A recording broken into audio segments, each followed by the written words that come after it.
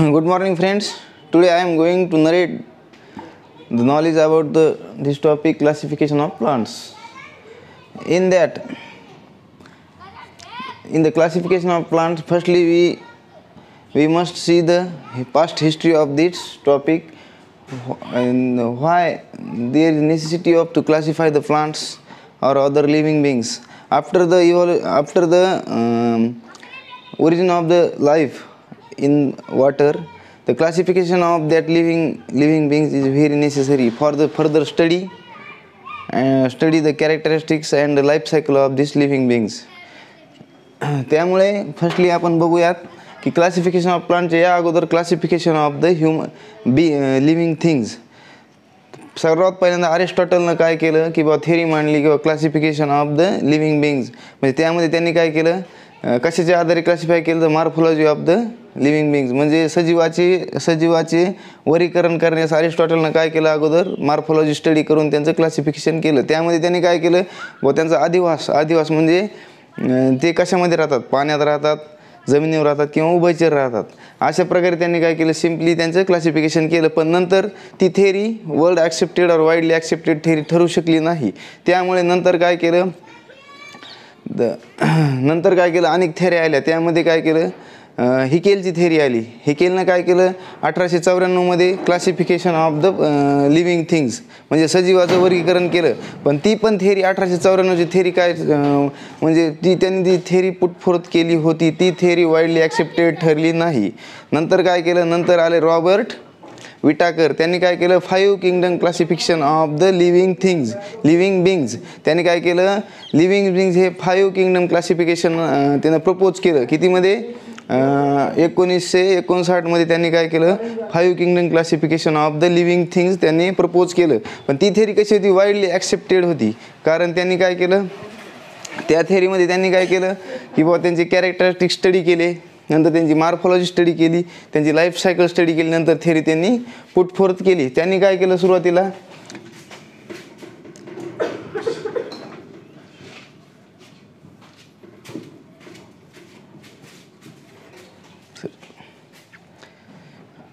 मी तुम्हाला सांगतो, त्यांनी 5 किंगडम क्लासिफिकेशन केलं. 5 किंगडम क्लासिफिकेशन दिलं. कोणी दिलं, Whittaker, Robert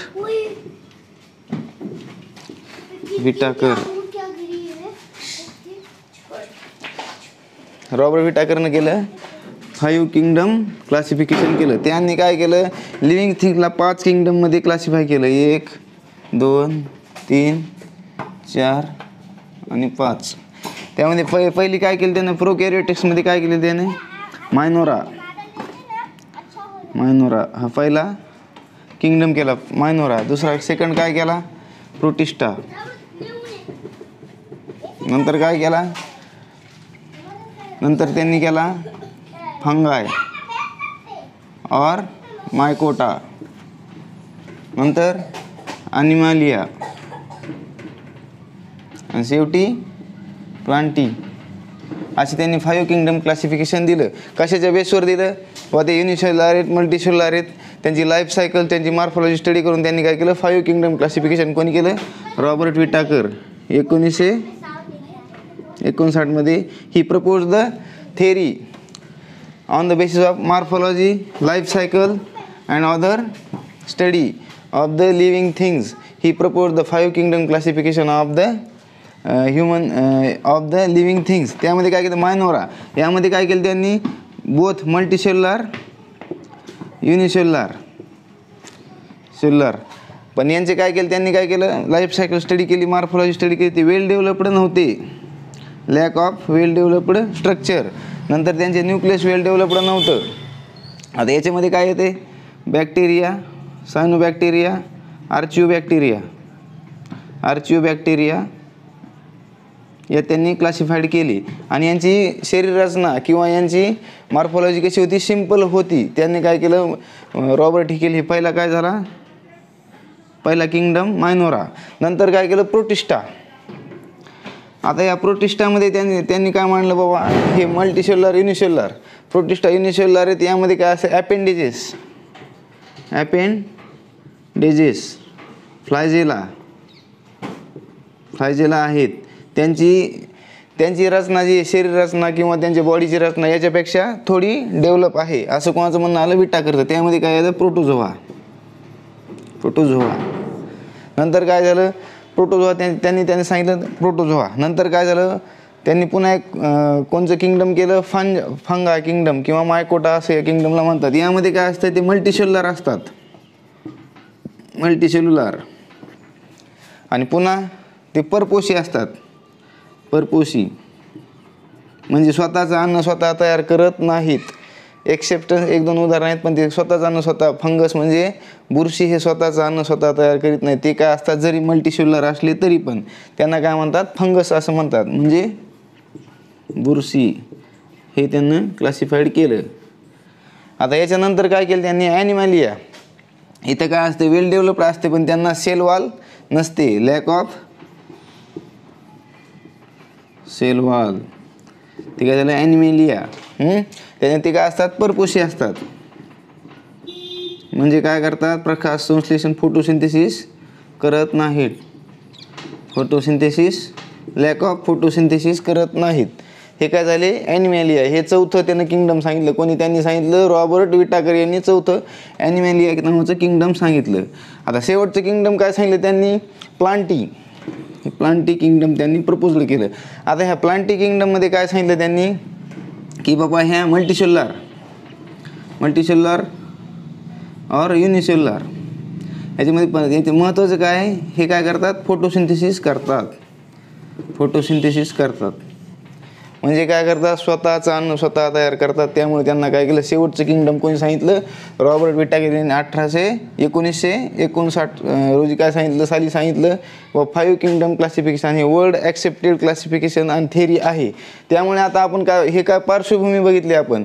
he is a history behind before the classifying the plants. This is a theory of the Robert Whittaker. And then after all Robert Whittaker the scientist Carl Wood in 1964 Carl Wood he also proposed the classification of this kingdom Minora in the 2 Archaeobacteria and Eubacteria. These are the some most accepted theory in the regarding kind of information before the classifying the plants or kingdom Plantae. These are the world accepted theories. Then after all यामध्ये काय आता classification of प्लांट्समध्ये काय kingdom Plantae विटाकरनं सांगितलेलं 5वं kingdom कुठलं आहे kingdom Plantae. आता इचरनं classification दिलेलं आहे 1883ला. इचर काय म्हटलं याचे 2 पार्ट आहेत. सब किंगडम काय सांगितले त्यांनी किंवा क्रिप्टोगॅम्स आणि फिनोरोगॅम्स. ह्या क्रिप्टोगॅम्स म्हणजे अपुष्प वनस्पती किंवा याला काय वेल डेव्हलप्ड काय त्याची नसते. वेल डेव्हलप सेक्सुअल ऑर्गन डेव्हलप नसतात त्यांना काय म्हणतात अपुष्प वनस्पती म्हणतात. दुसरं काय फिनोरोगॅम्स यामध्ये वेल डेव्हलप फळे असतात. यामध्ये फळे वेल डेव्हलप नसतात. आता या क्रिप्टोगॅम्स सब किंगडम क्रिप्टोगॅम्स आणि हे काय सब किंगडम फिनोरोगॅम्स. या सब किंगडम क्रिप्टोगॅम्समध्ये त्यांनी काय सांगितले पुन्हा 3 किंगडम दिले. 3 डिव्हिजन दिल्या. त्या काय थॅलोफायटा ब्रायोफायटा टेरिडोफायटा. आता या तिन्हीमध्ये काय असतं वेल डेव्हलप्ड टिश्यूज वेल डेव्हलप्ड नसतात कशामध्ये क्रिप्टोगॅम्समध्ये. त्यामध्ये काय असते थॅलोफायटा. याचे काय थॅलोफायटा यामध्ये कुठले येतात अल्गी स्पायरोगॅरा ऑलवा. यामध्ये काय असतात कंडक्टिव्ह टिश्यू वेल डेव्हलप्ड नसतात. यांचं शरीर कसं असतं मऊ आणि तंतुमय शरीर असतं आणि यांचा आदिवास काय असतो पाण्यात हे आढळतात. यामध्ये थॅलोफायटामध्ये काय असतात हे मल्टीसेल्युलर युनिसेल्युलर दोन्ही असू शकतात. तर मग युनिसेल्युलरमध्ये काय असतं हे युनिसेल्युलर ज्यावेळेस असतात त्यावेळेस हे काय म्हणजे वेल डेव्हलप्ड त्यांचे काय शरीर रचना नसते आणि ते काय असू शकतात फोटोसिंथेसिस करू शकतात. फोटोसिंथेसिस करू शकत नाहीत. जे असतात त्यांना काय मल्टीसेल्युलर लॅक ऑफ फोटोसिंथेसिस म्हणजे फंगाय. याच्यामध्ये काय असतात फंगायसुद्धा येऊ शकतात. कशामध्ये ह्या थॅलोफायटामध्ये ज्यांचे की मल्टीसेल्युलर असतात आणि त्यांना काय फोटोसिंथेसिस नसते. त्यांना काय म्हणतात फंगस या थॅलोफायटा ग्रुपमध्ये येतात. म्हणजे याची काय शरीर रचना कशी मऊ आणि तंतुमय असते आणि ते पाण्यात त्यांचा आदिवास आढळतो. ते काय झालं थॅलोफायटा. नंतर काय ब्रायोफायटा. यापेक्षा थोडेसे डेव्हलप. आता यांना काय म्हणतात, उभयचर म्हणतात. उभयचर संबोधले जाते का, कारण आपण बघतो पावसाळ्यामध्ये नदीच्या पात्रामध्ये खडक किंवा आपले जे रस्त्यावर जे दगड असतात अति पावसाच्या ठिकाणी काय असतात, त्या दगडावर काय असते, एक थर असतो. तो ते काय, त्या थर म्हणजे थर नसून तो काय असतो, ब्रायोफायटा ही वनस्पती असते. आता याला उभयचर का म्हणतात, कारण की ह्या ब्रायोफायटा वनस्पतीमध्ये त्यांची मॉर्फॉलॉजी जी असते, त्यांची कायिक वाढ ही कुठं होत असते, पाण्याच्या बाहेर. आणि नंतर त्यांची सेक्शुअल जे ऑर्गन डेव्हलप होतात, सेक्शुअल जे रिप्रोडक्शन होतं ते कुठं होत असतं, पाण्यामध्ये. त्यामुळे त्यांना दोन्ही बी म्हणजे पाणी आणि जमीन या दोन्हीचा थारा ते घेतात. कशासाठी, आपल्या वाढीसाठी आणि रिप्रोडक्शनसाठी. हेन्स दे कॉल्ड ॲज उभयचर. त्यांना काय म्हणतात, उभयचर असं म्हणतात. ते त्यामध्ये त्याचे उदाहरण काय आहेत, मार्केन्सिया, रिक्सिया, मॉस हे काय झाले, ब्रायोफायटाचे उदाहरण झाले. त्याच्यामध्ये मुळं नसून त्यांना काय असतात, मुलाब असतात.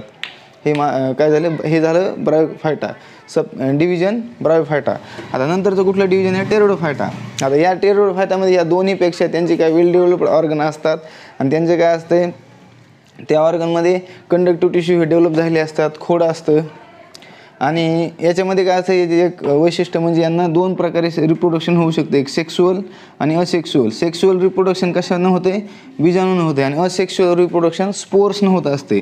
कशामध्ये, टेरोडोफायटामध्ये. याचं उदाहरण काय आहे, नेचे. नेचे हे त्याचं टेरोडोफायटाचं एक युनिक एक्झाम्पल आहे, ते आपण अभ्यास करू शकता. आता हे झाले, काय झाले, सब किंगडम क्रिप्टोगॅमसमध्ये हे झालं, अपुष्प वनस्पती, फळे फुले डेव्हलप नसतात, हे काय झालं, क्रिप्टोगॅम्स. आणि नंतर सब किंगडम कोणचं आहे, फिनोरोगॅम्स. हे वेल डेव्हलप्ड